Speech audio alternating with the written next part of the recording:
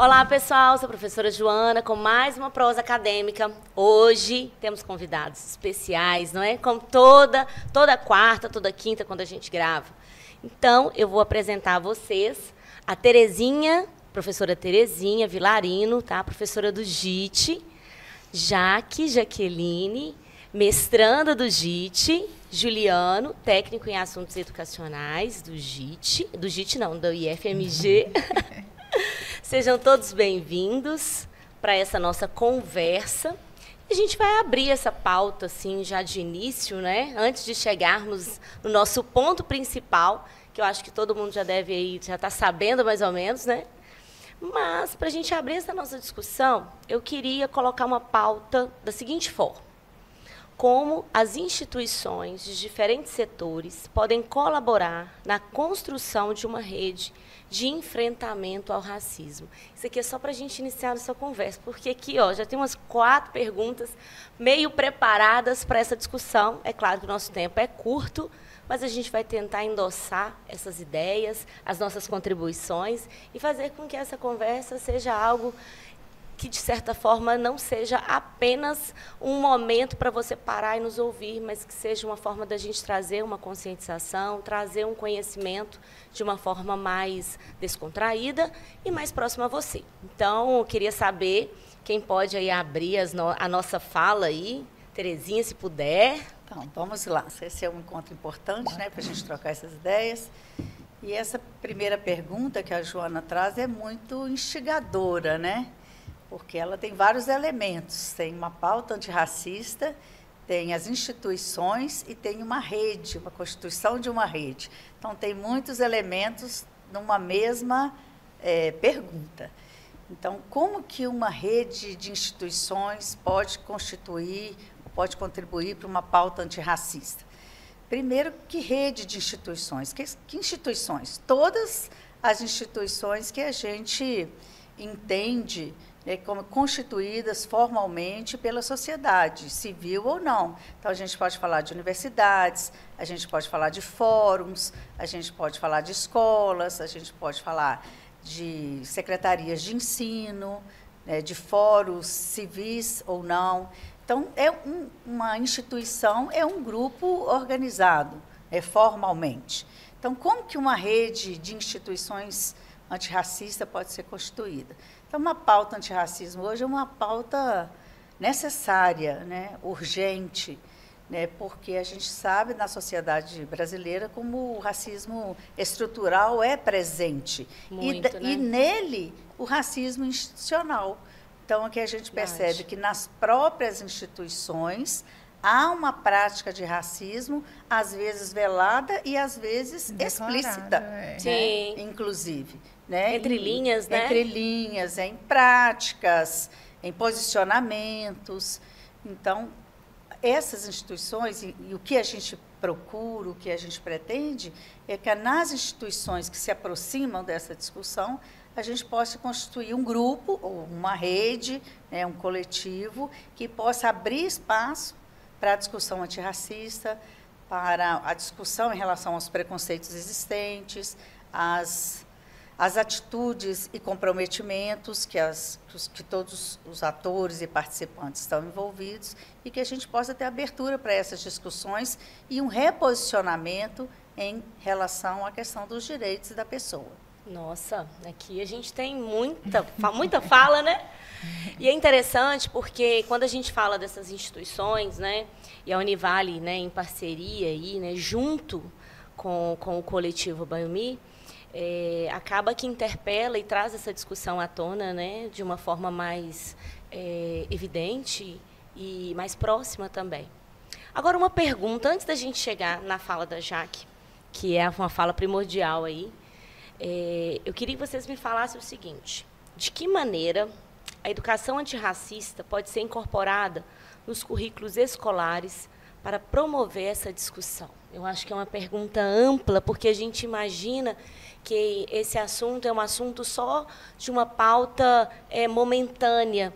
E a gente tem que pensar que isso é um assunto transversal, e, para além de ser transversal, ele está no nosso dia a dia, infelizmente, né, trazendo o preconceito, trazendo todas essas dificuldades aí, mas, de uma certa forma, é uma maneira da gente discutir e torná-lo presente para que não fique apenas num momento restrito a uma data, né, ou algum momento que acontece evidente, né, no dia a dia. Então, gostaria que vocês me falassem. Vou deixar o Juliano responder, porque é de uma instituição de ensino, né? Eu acho que é muito pertinente. Então, essa é uma pergunta muito importante, né? Partindo do que a Terezinha comentou, sobre a ideia do racismo, né? Como estrutural, algo que é sistêmico, né? Estrutural e sistêmico, ele perpassa toda a sociedade, ele perpassa todas as instituições, todas as estruturas sociais. E uma dessas instituições que o racismo se faz muito presente são as instituições escolares, né? E como que isso pode ser discutido dentro da instituição escolar, na própria elaboração dos cursos, do currículo, né? A temática racial, ela tem que perpassar todo o espaço escolar. Ela tem que entrar no currículo, mas ela não pode entrar no currículo, por exemplo, só de história, só de artes. Exatamente, né? Uma coisa que nós até conversamos a última vez, né? Ela precisa perpassar todo o currículo. O professor de português, dentro da sua abordagem, ele precisa entender que a questão racial também está presente ali. O professor de matemática, né? O professor de ciências, ou de biologia, física, química. Então, a questão racial, ela tem que ser discutida em todo o conteúdo, né?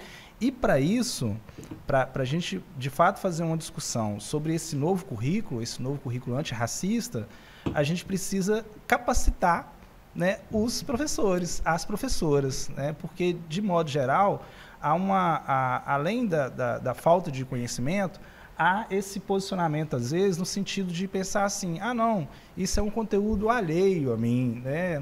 Isso não discute na minha matéria, não, isso é um conhecimento de nicho.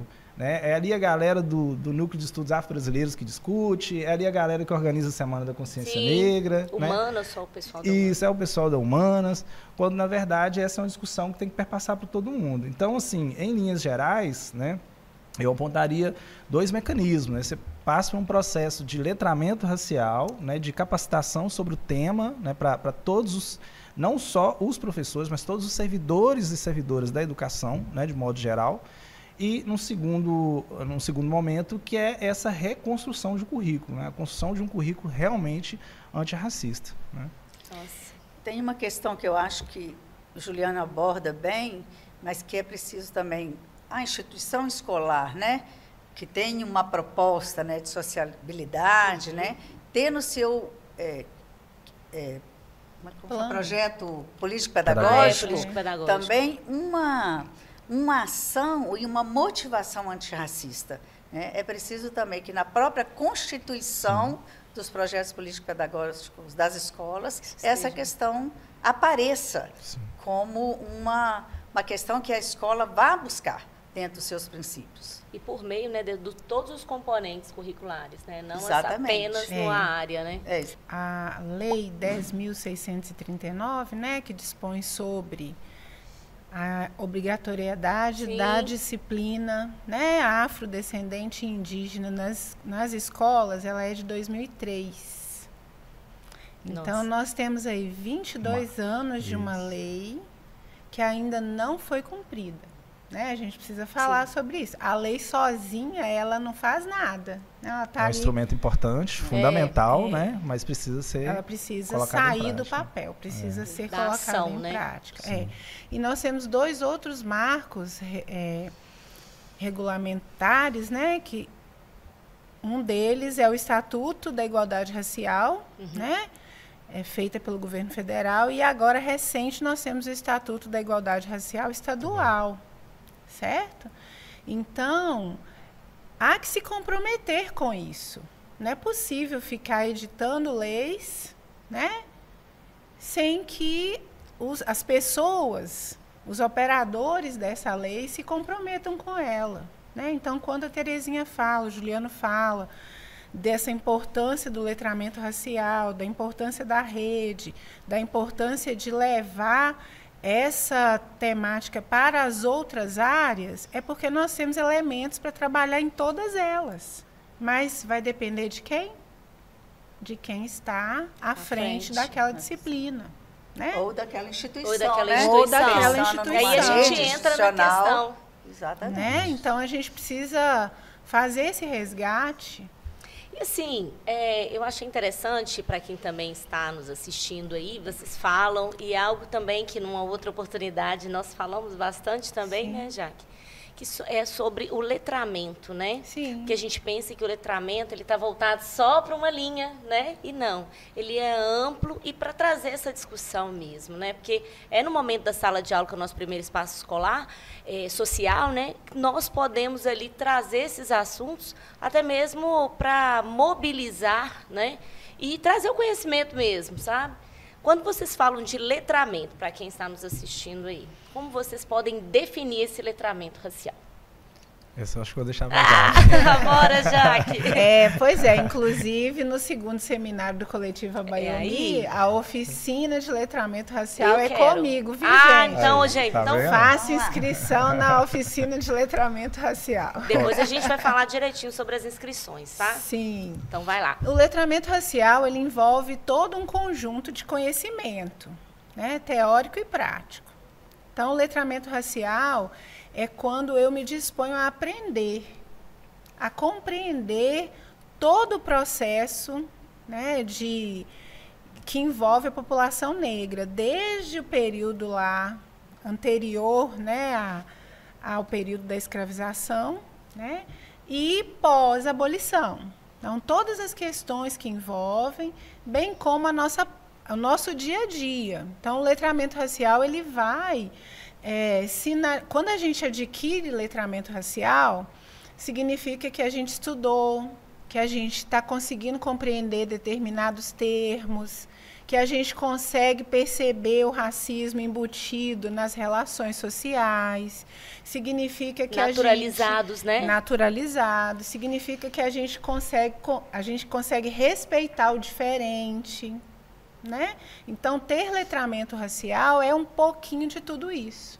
E é importante, né, para todas as áreas. Sim, então eu não posso partir do princípio de um conhecimento a partir de um único viés. De um único olhar, né? Eu não posso partir, porque nós somos uma sociedade constituída por, né, três etnias, né?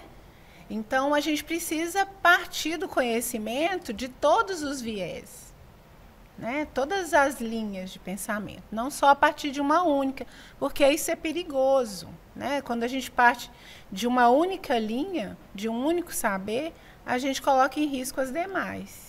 E né? gera totalmente um fundamentalismo, né, Sim, que impede a gente conhecer outras sim. áreas. Então, o letramento racial é quando eu consigo perceber a importância dos atores negros na televisão, né?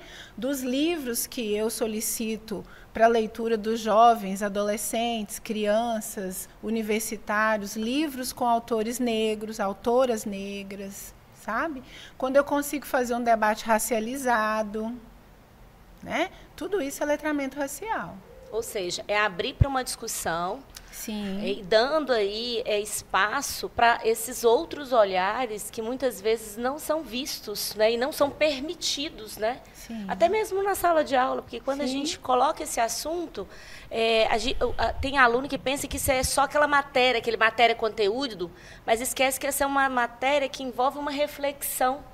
É algo que Sim. permeia Sim. e perpassa, né? Aquela questão conteudista, né? Sim. Que não pode ser só conteúdo. A gente não pode só guardar os nomes daquelas pessoas, entre aspas, que tiveram uma relevância, mas sim como esses atores negros, eles interpelam a sociedade. Sim. Eles estão na sociedade. E como que os meninos, né, os jovens, os universitários, as crianças, adolescentes, enfim, como nós precisamos de representatividade. Isso constrói a nossa identidade. Né? Quando a gente tem referência, a gente constrói a identidade. E a minha identidade está sendo construída a partir de quem? Sim. Certo? De qual olhar, Se eu não né? tenho um modelo, você não tem uma referência, Uma né? referência. Se Eu a vou referência perder. é branca, europeia, né? Sim. Você passa a olhar, né, para o seu colega, para você mesmo, enquanto negro, como algo, peraí, né? Sim, Não há eu nenhuma vou querer referência como eu para eu, vou querer né, embranquecer. para eu me Sem espelhar. espaço. É né? uma referência sem, né? É. Sou eu sem espaço. Só que citar assim, né, representação. um caso, né, É que tá verdade. bem aí na mídia recente. Você tem, por exemplo, um jogador que nem o Vinícius Júnior, né, um jogador negro, né, preto, e que assume a sua identidade racial e que fala, né, para toda a sociedade que o racismo é um problema que não atinge só ele, mas atinge toda a sociedade. Né, aquele menino, aquela menina que às vezes ali, olha, né, eu gosto de futebol, vê, né, naquela referência, puxando a questão racial, falando, não, peraí, eu sou preto e eu tenho meu lugar, eu tenho meu espaço. Então isso é fundamental. E a representatividade, né? Isso é fundamental. É uma coisa que é interessante a gente pensar, né, que parece para todos nós que o saber é a partir da Grécia, Uhum. né? Então nós temos aí até hoje um saber eurocêntrico, Muito. né? Sim. A gente precisa entender que antes da Grécia nós temos uma história, né, constituída por conhecimento, por registros, por conhecimento. E a gente precisa valorizar isso porque faz parte da nossa ancestralidade. Então, quando eu falo da nossa herança anterior à Grécia, a gente não quer desvalorizar o conhecimento que a Grécia nos trouxe daí para cá. A gente não quer. Mas a gente quer que seja reconhecido o conhecimento anterior e o saber, né, repassado de geração em geração pela população negra. Olha que interessante, né? Sim. Porque, na verdade, quando a gente estuda história, né, Juliana é historiador, lembra das aulas de história antiga, né, a gente tem essa coisa do senso comum, né, Sim. que esse conhecimento nasceu, no caso que você está dizendo aí, já na Grécia, mas naquele momento também se esquece de colocar hoje, né, sobre a circularidade de saberes e de Sim. conhecimento que havia entre, inclusive, aqueles povos, Sim. né?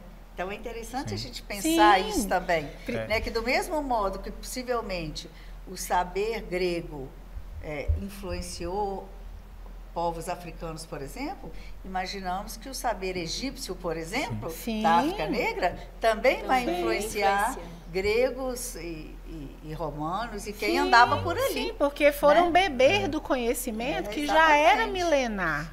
É. Então, isso precisa ser dito aos nossos jovens. O Egito, por exemplo, passou por um processo de embranquecimento, né? Assim, Sim. houve um certo momento que você olhava o Egito como se fosse branco, né? E depois de né, Até toda uma luta, hoje. né? Até Para falar assim, hoje. não, essa Até civilização hoje. muito grande foi uma civilização negra. Negra. né? Quando a gente pergunta então- na experiência que nós temos do coletivo, né, escolas afora, quando a gente pergunta onde que o Egito fica para determinadas pessoas, eles falam na Europa. Uma ideia totalmente, É. né? Sim. Então, Chega. olha só. A ideia de conhecimento, que é um conhecimento dominante, né? O conhecimento é branco. Sim, Quem disse isso? Branco Verdade.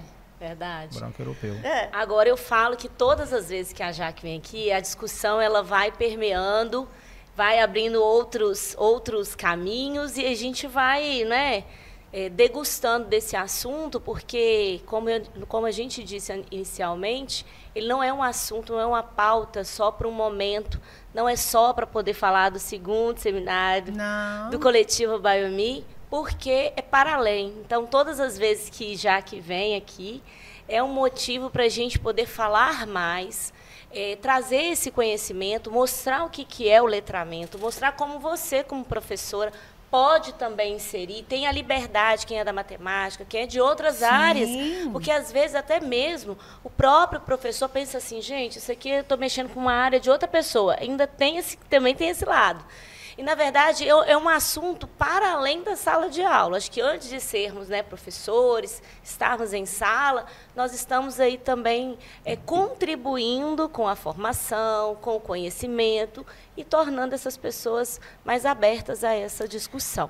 Agora, eu quero que você fale do segundo seminário. Deixa não é? eu só falar um Claro, pedacinho aí claro. desse ponto que você tocou, porque assim, eu penso que a lei 10.639, que torna obrigatório o ensino da cultura afro, né, no Brasil, ela vai começar a ser praticada quando as pessoas desconstruírem a ideia do novembro. Exatamente, da por isso que eu falei da data. Da consciência Sim. negra, certo?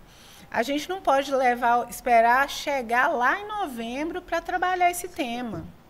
Não faz sentido isso. Não é esperar também até um tema de redação criar uma oportunidade para discussão. Não, e a vida não é só lá em novembro, né? Não é? Exatamente. Então, quando as pessoas, os professores, né, a sociedade de um modo geral compreender isso, a gente vai conseguir avançar. Porque é todo dia, o enfrentamento do racismo é todo dia, né? Todo dia um jovem negro sofre racismo, todo dia a gente né, observa situações que são racistas, todo dia a gente tem uma situação para contar, né? Então, esse enfrentamento tem que ser diário também. E é a partir de um interesse particular. Quando eu compreendo essa estrutura racista que nós vivemos no Brasil, né? Porque a democracia racial é um mito, isso precisa ser sempre dito. Quando eu compreendo isso, eu vou me posicionar de modo diferente e eu vou fazer esse movimento, né? De querer saber mais, de querer compreender mais, né? De por que eu não descobri isso antes, né? E nisso, o seminário, segundo seminário... Isso. Aí nós temos essa oportunidade, né? De trazer essas discussões que nós estamos falando aqui, vocês vão encontrar lá no segundo seminário, não é isso? do Coletivo Baiomi. Baiomi. O Coletivo Baiomi, né, nessa parceria com a Univale, desde o ano passado, está construindo o seminário, né? Nós chamamos de segundo seminário do Coletivo Baiomi, construindo uma rede de enfrentamento ao racismo, né?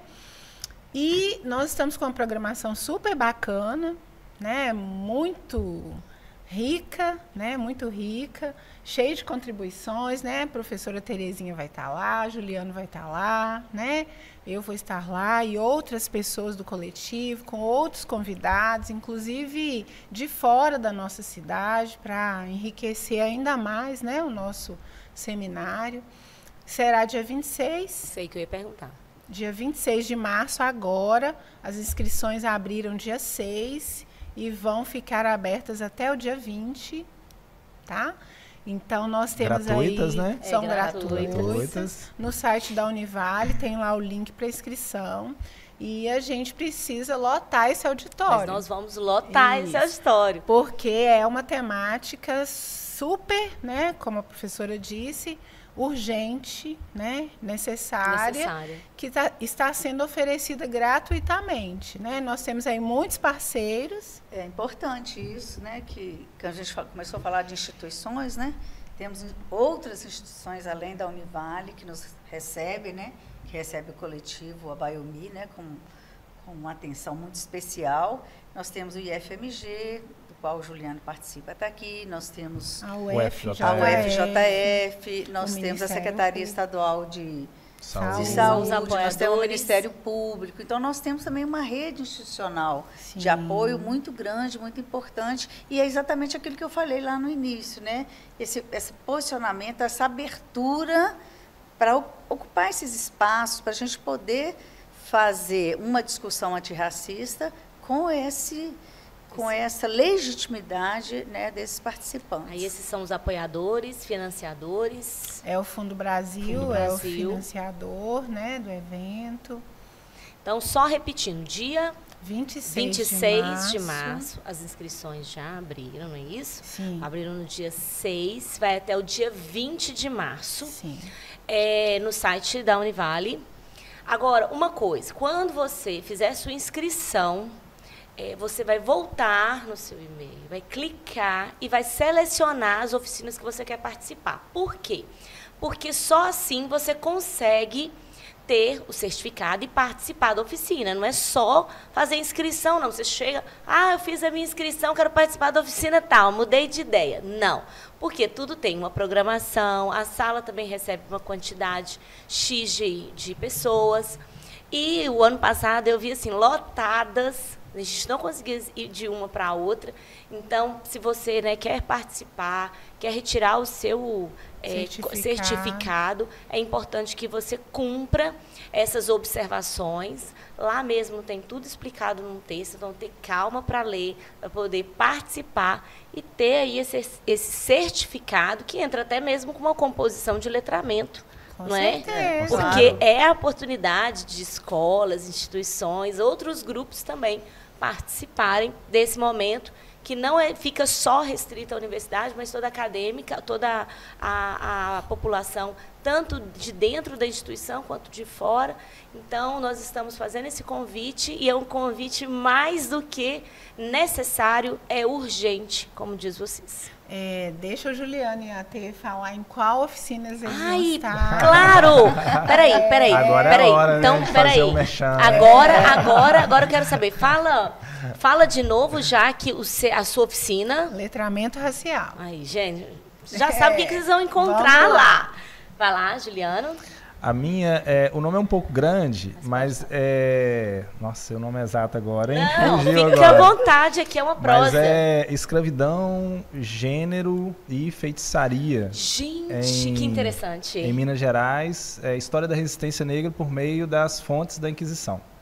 Então Nossa! Trabalhar aí, né, um pouco a história, né, principalmente das mulheres negras, né, que resistiram à escravidão por meio de práticas mágicas. Gente, então, olha que interessante. Gostei muito, tá?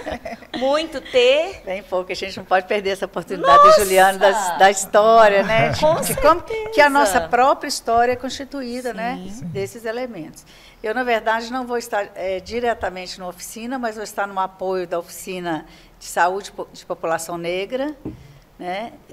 Que é a Sabrina, que é também mestranda do JIT, e a Fernanda, da Secretaria Estadual de Saúde, que vão ministrar, e vou estar no apoio, porque eu estou junto com a coordenação, no apoio de todas as outras. É muita coisa, oficinas, Então, eu vou estar trançando aí com o pessoal, tecendo essa rede aí. Nossa, muito bom. Então, imperdível, viu? Os nomes eu já gostei bastante.